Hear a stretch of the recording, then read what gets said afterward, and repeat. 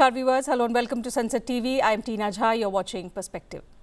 Days after two cloud bursts in Dharali and Sukhi top in Uttarakhand's Uttarkashi district caused widespread destruction, the Indian Space Research Organization has released satellite images capturing the devastation around Dharali village. Using Cartosat 2S, ISRO compared images from 13th June 2024 and 7th August 2025. The latest imagery reveals a vast fan-shaped debris field nearly 20 hectares at the confluence of the Kheer Gad stream and the Bhagirathi River, likely burying much of the Dharali under mud and rubble. The flood has dramatically reshaped the region's topography, widening the river channels, altering their course and erasing structures from the landscape. So while rescue operations continue on a war footing, but damaged roads and earlier bad weather are hampering the efforts. As we await the safe return of the stranded and the missing, this disaster once again raises urgent questions about the growing vulnerability of Himalayan settlements and how such tragedies can be prevented. Joining me to discuss this further are two distinguished guests. So let me begin the program by introducing them to you. I'm delighted to welcome on the program today Dr. Mrityunjay Mahapatra, Director General IMD. Dr. Mahapatra, thank you for your time. Welcome to the program. I'm also pleased to welcome Dr. Yashpal Sundriyal, former Professor and Head, Department of Remote Sensing and GIS, HNB Garhwal University. Professor, thank you for your time. Welcome to the program. In fact, let's begin the program today with you. Based on the images that ISRO has released, assessing the damage in Dharali post the disaster that took place, quite unfortunate. Help us and our viewers understand, sir, from a geological and topographical perspective, what makes regions like Dharali so disaster prone? Because this is not the first instance in that area.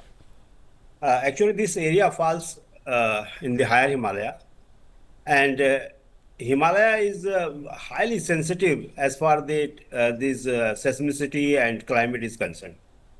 Unfortunately, due to the global warming, what is happening that the area which are above the 4,000 meter elevation, there the temperature increasing by 0.5 degrees centigrade per decade. And this I am telling you on the basis of the IPCC report and one book published as an assessment of climate change over the Himalaya, and it was written by Krishnan et al. In 2020. And our counterpart Tibet, there they have measured from 50-year data, and from 1951 to 2014, the temperature of Tibetan plateau increased by 0.2 degrees centigrade. But now it has gone very up, and you can see that if 0.5 degrees centigrade temperature increasing at the higher Himalaya, particularly as I mentioned that at the elevation above 4,000 meter. So it is a cause of great worry. And this all happened due to, you all are aware that we have produced much carbon dioxide. In Uttarakhand particularly, forest fire is also one cause which increasing the soot of the carbon, which makes the nuclides in the clouds, and those clouds burst badly. And from 1998 to 2025, if I see, I can count many cloud bursts, particularly in the Uttarakhand Himalaya. So it is the impact of the climate change. But at the same time, the people who occupied the river courses, we have seen this in the Kedarnath disaster also in 2013. Only river occupies its own course when it is got the suitable environment. In 2013, when there was a very high rainfall in Kedarnath and Saraswati occupied its old course, then all the structure which was constructed over the course of the Saraswati in the Kedarnath, they all washed away. Same thing in Dharali, it happened. There was a fan. We call that is the alluvial fan.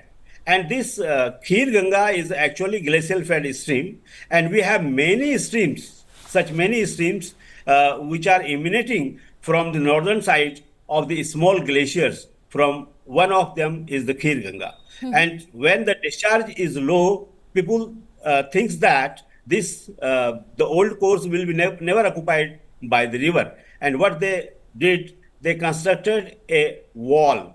Wall cannot dam the river course. If we think that we will check the course of the river or flow of the river by constructing a wall, RCC wall, then it may be temporary. But remember, it is a natural phenomena that river occupies always its course. It never encroaches on the human settlements. Okay. It is. Okay, so while Hello. you suggest it could be a combination of local environment factors, several factors that perhaps have led to climate change from a larger perspective, but Dr. Mahapatra, prima facie, if we look at the assessment made by the Indian Space Research Organization, it says a fan-shaped deposit of sediment and debris at Dharali village at the confluence of the Kheer Gad stream and the Bhagirathi River, and there are indications of flash flood as well. Details on what may have exactly caused this disaster are underway. It's too early to talk about that. But looking at what's been suggested by ISRO, what do you think, or what do you reckon would have happened in those 20-25 seconds? Yeah, thank you.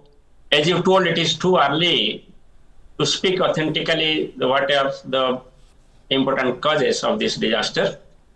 But I want to say what was the environmental conditions in terms of atmospheric circulations.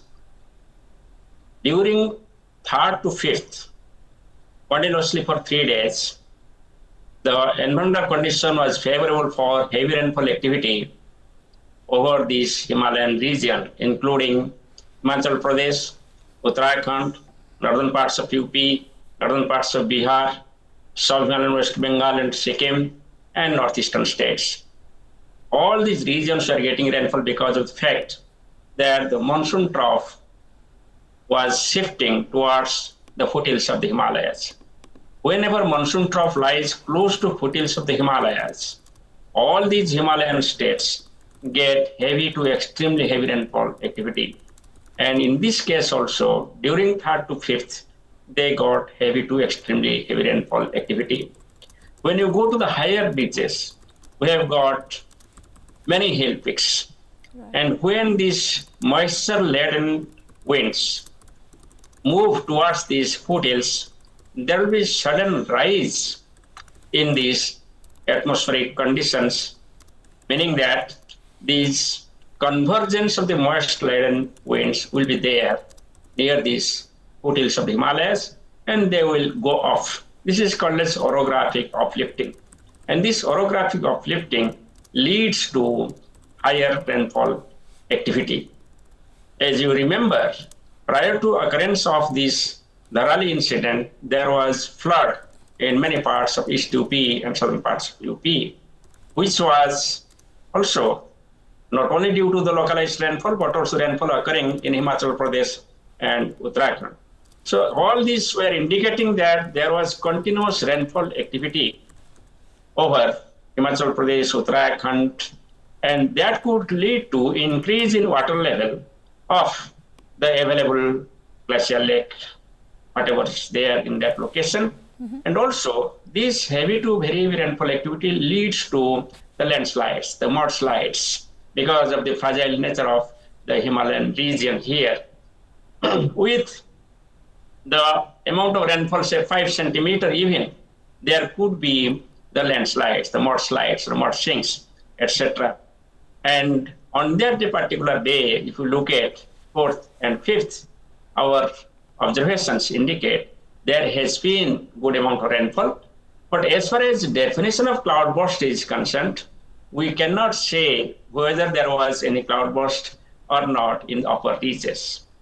Because definition of cloudburst says that it should be 10 centimeter of rainfall in 1 hour. But I want to say that you should have very dense observational network in these higher reaches to have the measurement of the cloudburst. Right. The next point is that considering the environmental conditions prevailing during that period, we cannot rule out the occurrence of high intensity rainfall, whether it is cloudburst or not. So, Dr. Mahapatra, found out, while it's too early to clearly say what exactly happened and whether it was a cloudburst, but if we look at cloudbursts and flash flood occurrences in the hilly regions, particularly in Uttarakhand and Himachal Pradesh, what we observe is that in recent years, they've grown in intensity, especially in these areas, and causing large-scale devastation. So what I want to understand from you is what kind of early warning systems do we have to forecast these natural occurrences, and how early can these be predicted?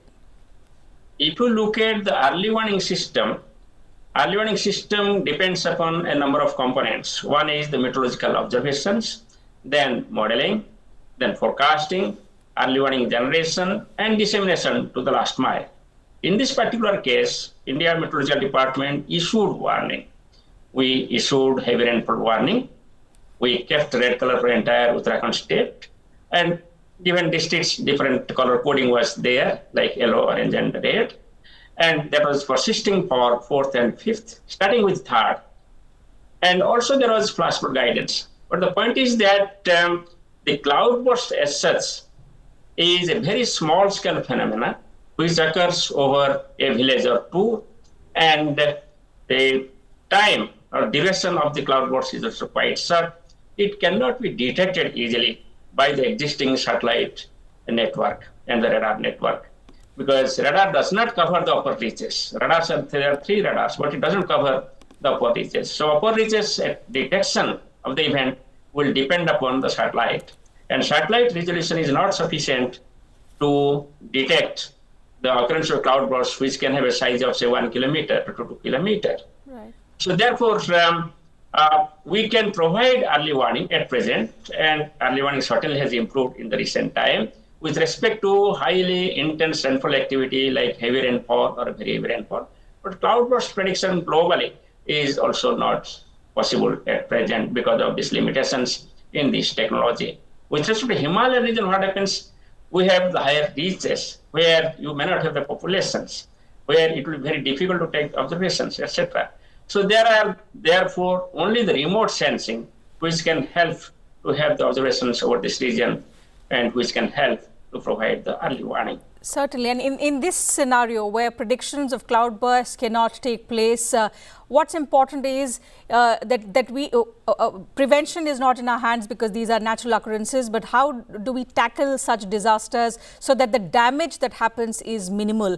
Dr. Sundaryal, each time such disasters take place, we talk about human activities, human interference, which is perhaps accelerating these kind of disasters, but halting infrastructure development cannot be the answer. So the next question is, what can we do, or how can we make our infrastructure disaster resilient so that even if we have disasters at such scale, we have infrastructure which is disaster ready, and so that the damage which is caused eventually is minimal?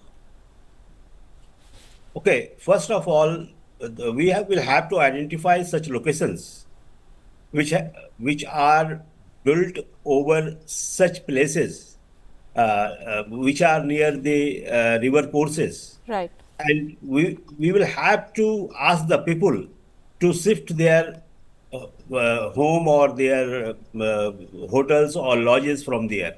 Actually, what happens in the hilly region, we don't have any strict building rules, and it is the time that the government should frame such type of the rules that at least before construction there should be a geological survey. And moreover, a simple thing, government can identify such places where the people have occupied the river courses. I can say that in the Mandakini Valley, in Alaknanda Valley, in Bhagirathi Valley, there are many places which has been occupied by the human. And next time, I can say that those places may be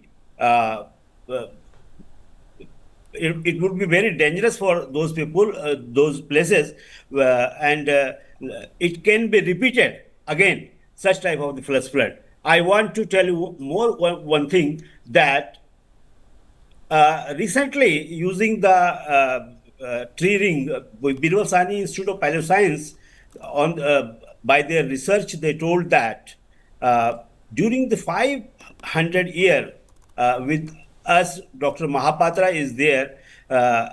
They said that during 500 year back, from 500, they calculated that the rainfall is decreasing. It means the total rainfall is decreasing trend, but the extreme events are increasing. And the extreme events are increasing due to the global warming. What they concluded in their research, and this research was published in 2023. We have many more papers, many more researches which are giving warning that this area may face again such type of event if we will not make our shelters, our hotel lodges, and all these type of the Clearly, things. the incidences which are recurring in this area, it poses urgent questions, and it's time to rethink the development model. Which it needs to be balanced with ecological safety. There's no doubt about it. But when we talk about preparedness, Dr. Mahapatra, can satellite data and the weather models be used in regions like these to sort of create micro-level hazard maps, and especially for the vulnerable Himalayan districts where we are seeing increasing incidents of such natural disasters, which is taking a heavy toll on the human lives and, of course, on the infrastructural development? Goes without saying. Yeah, I agree with Sundaral Saab. Because of the global warming, the frequency of very heavy to extremely heavy rainfall events are increasing. And with respect to cloudburst, it is found that in this Himalayan region, even though the cloudburst phenomenon, which is associated with 10 centimeter per hour rainfall, is not increasing, but there is not decreasing also. And number of events with 5 centimeter rainfall or more are increasing. And I am telling you, 5 centimeter rainfall is also sufficient to cause the landslides, mudslides, etc. Next point I want to say is that it is a multi-hazard phenomena. When you consider Himalayan region, the month of July is the warmest month. Therefore, there is always the melting of the snow. There is also the fact that July is the rainiest month.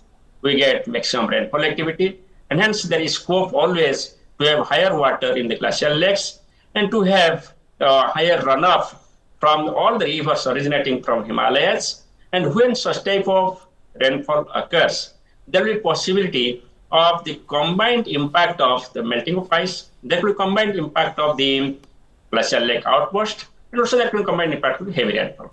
As a result is that there will be not only riverine flooding, but also all the urban areas which come across the river also will be affected. And also there will be mudslides, mudslips, and mudsinks. So to address all these multi-hazard phenomena, only meteorological weather forecasting will not be sufficient.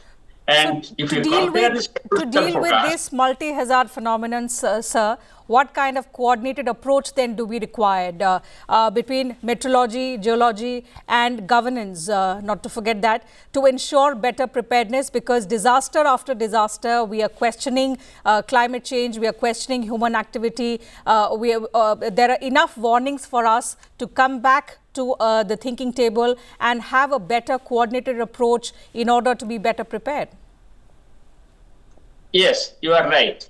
So therefore, there is a need for the transport forecasting, which IMD has started, and in this case also it was there. And there is an improvement in heavy rainfall warning. If you compare the Kedarnath episode, when we did not have as such a realistic warning, but in this case we have got realistic warning on the day before, on the day, and therefore 2 to 3 days in advance. And also at present there is impact-based forecast and risk-based warning with color-coded information, which was not there at that time. So country has moved ahead with respect to the monitoring, detection, predictions, and early warning services. But still there are ways forward. We have to improve the resolution of our satellites, and for which Indian Space Organizations and Ministry of Earth Sciences are working together for the 4th generation satellite, which will have the higher resolution compared to present resolution of 4 kilometers. And also there will be many polar orbiting satellites which can provide the data more frequently. And similarly, the detection of these geophysical deformations because of the various activities simultaneously occurring with the rainfall event, that also can be detected more frequently. And in a multi-hazard decision support system, when we combine the landslide early warning, which is being taken off, not yet in place by the Geological Survey of India, and then the hydrological aspects taken by the Central Water Commission, and the weather forecast and warning taken on by the Ministry of Earth Sciences India Meteorology Department will certainly help to have a granular information to provide realistic, multi-hazard, impact-based forecast and risk-based warning for early actions. Okay. But pending upon that, the adaptive and mitigation measures as discussed by Sundaral Sir, that is also the top priority. Without that, even if you go on providing the warning, you may not provide the warning long back, but you may provide warning. But if the people are in the vulnerable zones, then it will be very difficult to save. So therefore, based on the historical data, as Sundaral Sir suggested, we should identify the vulnerability and we should discourage the development in the vulnerable zones. Okay, so preparedness should be also at the community level, Dr. Sundaral. So in that aspect, without disrupting livelihoods, without impacting the population, how do you think, what preventive measures can best be implemented to ensure that we are better prepared if such a disaster is to take place in future, and so that we are able to minimize the damage? Yes.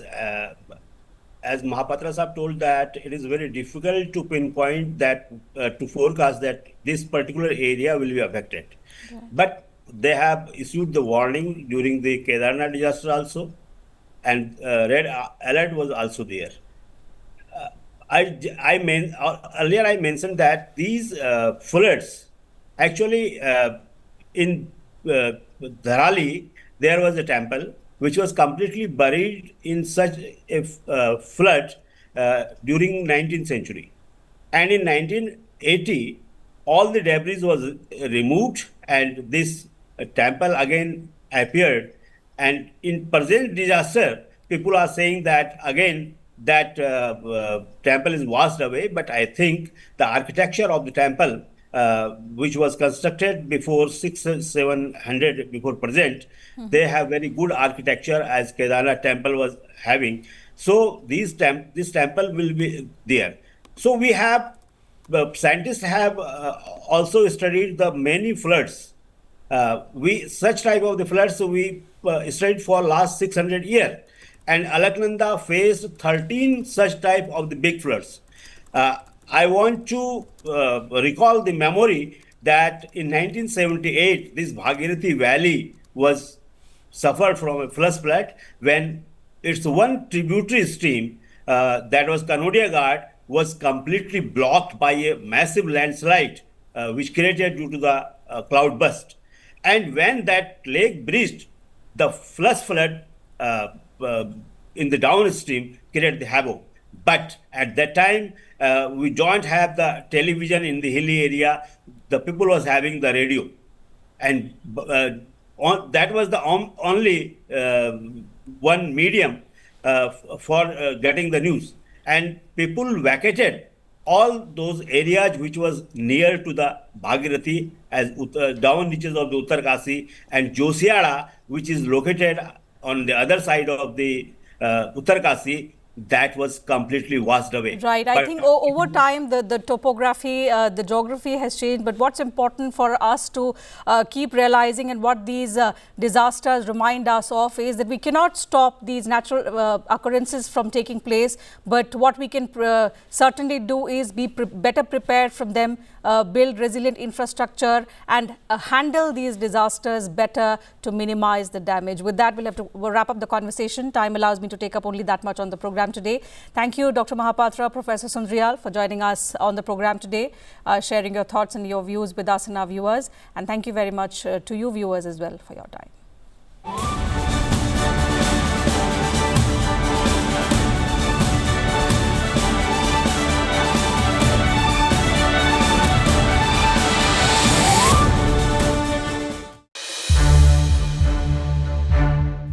watch more programs of Sansad TV, subscribe to our YouTube channel and don't forget to like and share them.